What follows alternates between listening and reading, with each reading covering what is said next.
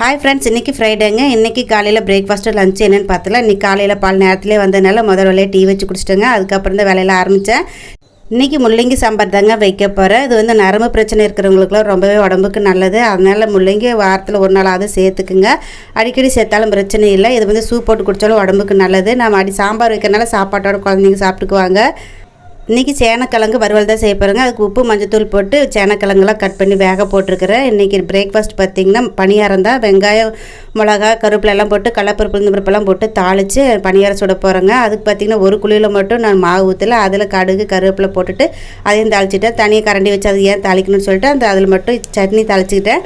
தேங்காய் சட்னி தான் இன்றைக்கி.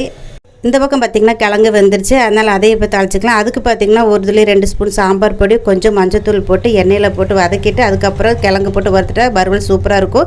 டிஃபனுக்கெல்லாம் சாப்பாடு பாப்பா போட்டு வச்சிருச்சுங்க. நான் ரெடி ஆகிட்டு கிளம்பிட்டேன். இன்னொரு விலகில் பார்க்கலாம். பாய்.